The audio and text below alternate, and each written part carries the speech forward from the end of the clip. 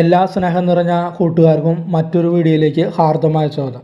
ഇന്ന് നമ്മൾ നോക്കാൻ പോകുന്നത് അടുത്ത ദിവസങ്ങളിൽ കയറാൻ സാധ്യതയുള്ള 4 ഷെയർസിനെ കുറിച്ചാണ് നമ്മളിന്ന് ഈ വീഡിയോയിലൂടെ നോക്കാൻ പോകുന്നത്.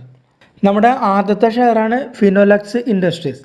ആദ്യം പറയട്ടെ, ഇത് ഒരു ടെക്നിക്കൽ ബേസ് വെച്ചിട്ടാണ് ഈ ഷെയർസിനെ കുറിച്ചിട്ട് നമ്മൾ ബൈ ഓർ സെല്ല് നോക്കാനായിട്ട് പോകുന്നത്. ഫണ്ടമെൻ്റൽസ് ആയിട്ട് നമ്മൾ ഒരിക്കലും നോക്കുന്നില്ല. കാരണം പ്രൈസിൻ്റെ പാറ്റേണിൽ വന്നിട്ടുള്ള ചില ക്രൈറ്റീരിയയിൽ വെച്ചിട്ടാണ് നമ്മളിത് ബൈ ഓർ സെല്ല് നോക്കാനായിട്ട് പോകുന്നത്.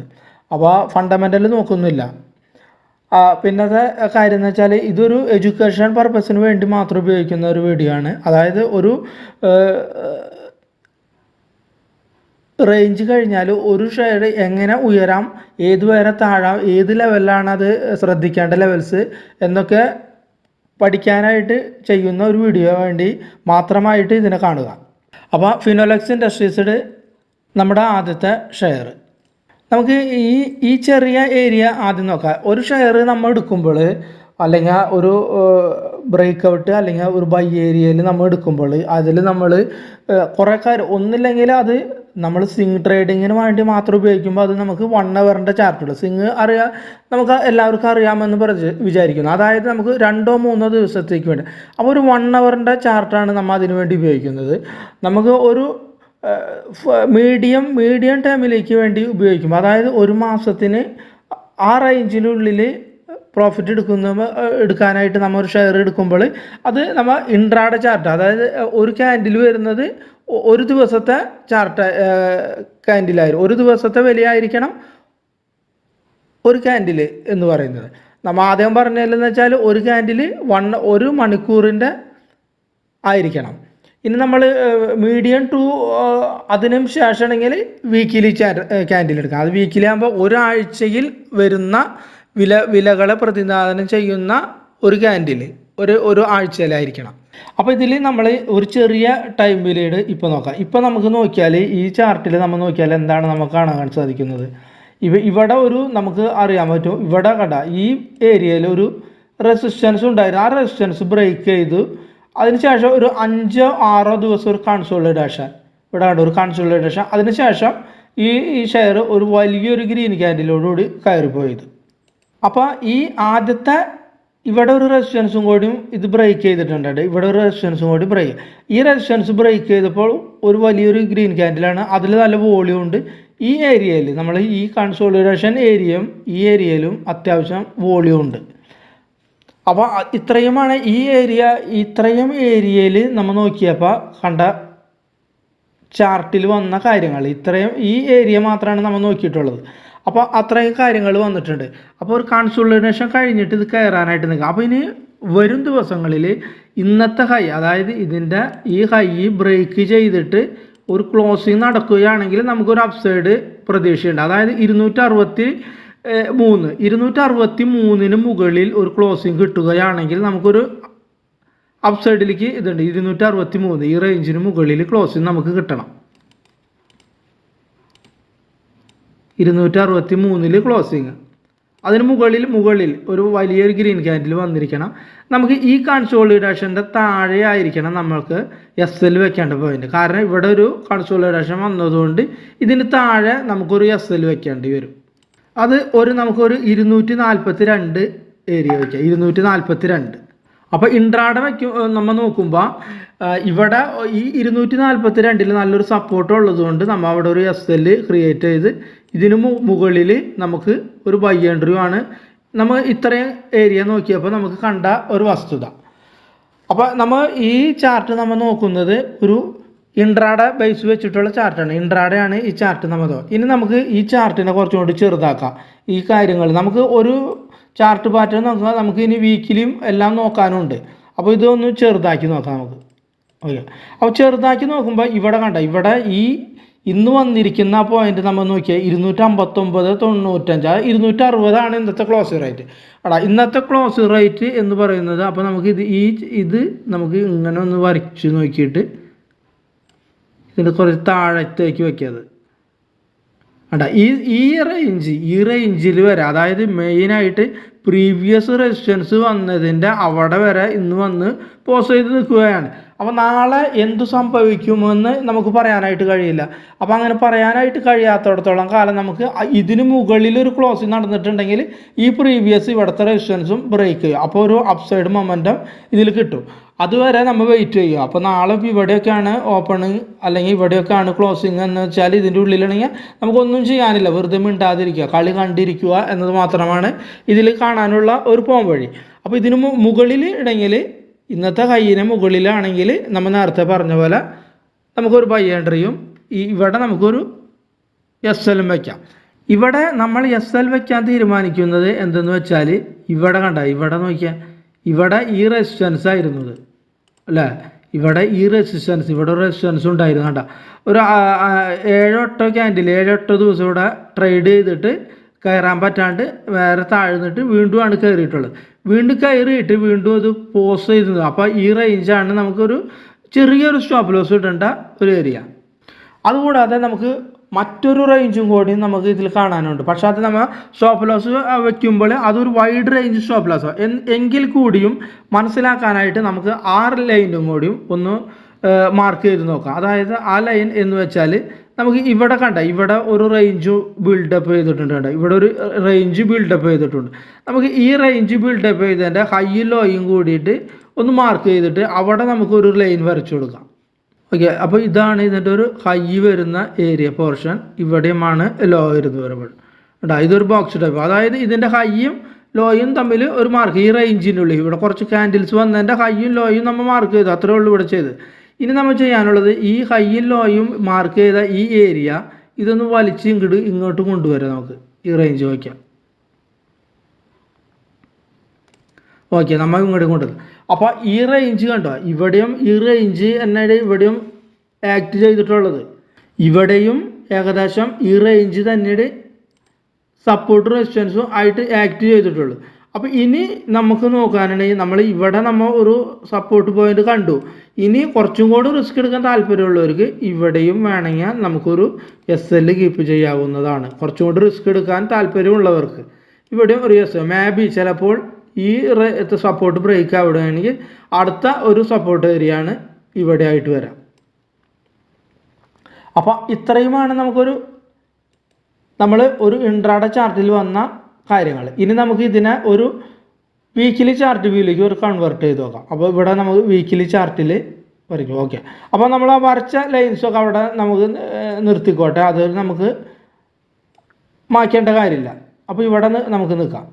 അപ്പോൾ വീക്കിലി നമ്മൾ നോക്കുമ്പോൾ നമ്മൾ എന്താണ് കാണുന്നത്? അപ്പോൾ ഈ റെസിസ്റ്റൻസ് പോയിൻറ്റിൻ്റെ അവിടെ തന്നെ നമ്മൾ നേരത്തെ പറഞ്ഞ പോലെ ബ്രേക്ക് ചെയ്ത് നിൽക്കുന്നു. അപ്പോൾ വീക്കിലി ഒരു ബുള്ളിഷ് ക്യാൻഡിൽ തന്നെയാണ് വീക്കിലും വന്നിട്ടുള്ളത്. അപ്പോൾ നമ്മളിങ്ങനെ വെച്ച് നോക്കുമ്പോൾ വീക്കിലി ഇതിന് മുകളിൽ ഒരു ക്ലോസിങ് കിട്ടും. വീക്കിലി ഇതിന് ഒരു മുകളിൽ നമ്മൾ നേരത്തെ ഇൻട്രാഡേ പറഞ്ഞ പോലെ വീക്കിലി ഇതിന് മുകളിൽ ഒരു ക്ലോസിങ് കിട്ടുകയാണെങ്കിൽ നമുക്ക് നല്ല രീതിയിൽ ഇത് കയറി പോകാനായിട്ട് സാധ്യത കാണുന്നുണ്ട്. കാരണം വീക്കിലി നമ്മൾ ഇവിടെ നിന്ന് നോക്കുമ്പോൾ ഒരു ബുള്ളിഷ് സൈൻ തന്നെയാണ് ഇവിടെ കാണാനായിട്ട് സാധിക്കുന്നത്. അപ്പോൾ ഇതൊരു വാച്ച് ലിസ്റ്റിൽ ഇടുക വരും ദിവസങ്ങളിൽ. നമ്മുടെ അടുത്ത ഷെയറാണ് PNB, അതായത് പഞ്ചാബ് നാഷണൽ ബാങ്ക്. ഇതാണ് പഞ്ചാബ് നാഷണൽ ബാങ്കിൻ്റെ ഒരു ചാർട്ട് പാറ്റേണാണ് നമ്മൾ ഈ കാണുന്നത്. അതായത് ക്ലിയർ ബുള്ളിഷ് ട്രെൻഡിൽ തന്നെയാണ് ഇപ്പോൾ ഇവിടം വരെ സ്റ്റോക്ക് പോയത്. അതിനുശേഷം ഒരു കൺസോളിഡേഷൻ ഏരിയ രൂപാന്തരപ്പെട്ടു. ഇവിടെ ഏകദേശം ഒരു 3 മാസത്തോളം ഈ റേഞ്ചിൽ തന്നെ ട്രേഡ് ചെയ്തുകൊണ്ടിരുന്നു. അതിനുശേഷം ഈ റേഞ്ച് ബ്രേക്ക് ഔട്ട് ചെയ്ത് നിൽക്കുകയാണ്. വിത്ത് അത്യാവശ്യം ഒരു വോളിയം ഉണ്ട്. ഓരോ കയറ്റത്തിൽ ഓരോ ഗ്രീൻ ബാലിൽ നല്ല വോളിയം ക്രിയേറ്റ് ചെയ്തിട്ടുണ്ട്. അപ്പോൾ ഇത്രയുമാണ് ഒരു പഞ്ചാബ് നാഷണൽ ബാങ്കിൻ്റെ ഒരു ചാർട്ട് പാറ്റേൺ നമുക്ക് കാണാനായിട്ട് സാധിക്കുന്നത്. നമുക്ക് ഇവിടെ ഒരു ബൈ എൻട്രി, ഇപ്പോൾ കറൻറ്റ് പൊസിഷനിൽ നിന്ന് നമ്മൾ ഒരു ബൈ എൻട്രി എടുത്തു കഴിഞ്ഞാൽ മേ ബി സപ്പോർട്ട് ഏരിയ വരാനുള്ള ഒരു ഏരിയ എന്ന് പറയുന്നത് ഈ വലിയ ക്യാൻഡിൽ ഇന്ന് വന്ന ക്യാൻഡിലിൻ്റെ താഴെ തന്നെയാണ് നമുക്കൊരു സപ്പോർട്ട് പോയിൻ്റ് ആയിട്ട് ഇത് ആക്ട് ചെയ്യുക. അപ്പോൾ നമ്മൾ കറൻറ്റ് പൊസിഷൻ ബൈ എടുത്താൽ ഇവിടെ ഇടാണ് നമുക്ക് സ്റ്റോപ്പ് ലോസ് ഇടേണ്ട ഏരിയ. അതായത് നമുക്ക് 125 ഇതിൽ സ്റ്റോപ്പ് ലോസ് ആയിട്ട് വെക്കേണ്ട ഏരിയ 125. അപ്പോൾ ഇതും നമ്മളെ ഒരു വാച്ച് ലിസ്റ്റിൽ ഇടുക. ഇത് ഇനി അടുത്ത നമ്മളെ ഷെയറാണ് HBL പവർ സിസ്റ്റംസ്. അടുത്ത നമ്മുടെ ഷെയറാണ് HBL power systems. HBR power സിസ്റ്റംസിൻ്റെ ചാർട്ടിൽ നമുക്ക് നോക്കിയാൽ എന്തൊക്കെയാണ് കാണാനായിട്ട് സാധിക്കുക?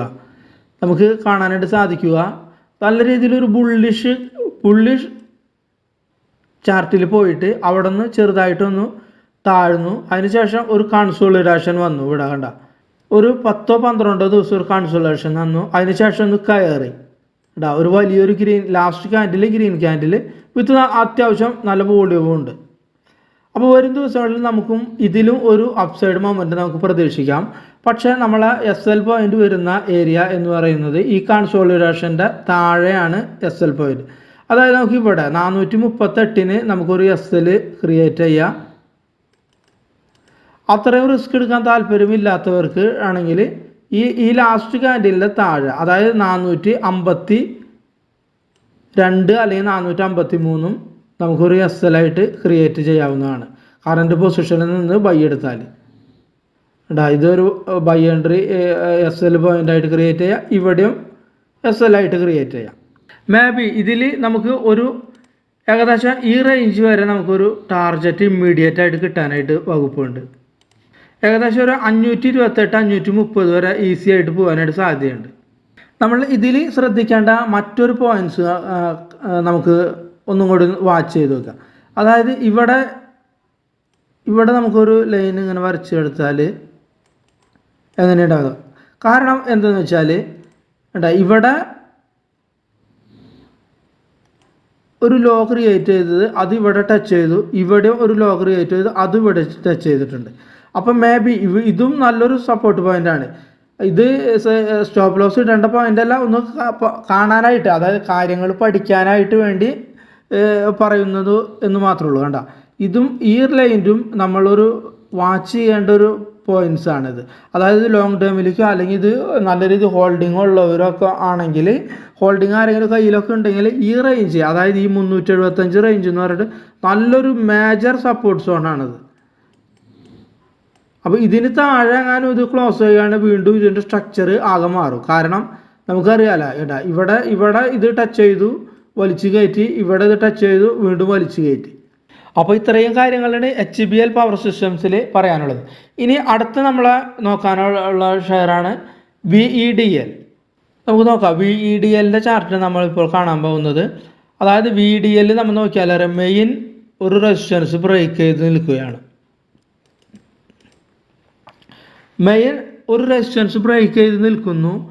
എന്നിട്ട് ലാസ്റ്റ് ക്യാൻഡിലൊരു റെഡ് ക്യാൻഡിലാണ് വന്നിട്ടുള്ളത്. അതിന് കാരണം എന്ന് വെച്ചാൽ ഇവിടെ നിന്നാണ് ഇത് കയറിയിട്ടുള്ളത്. അതായത് 270 നിന്ന് ഏകദേശം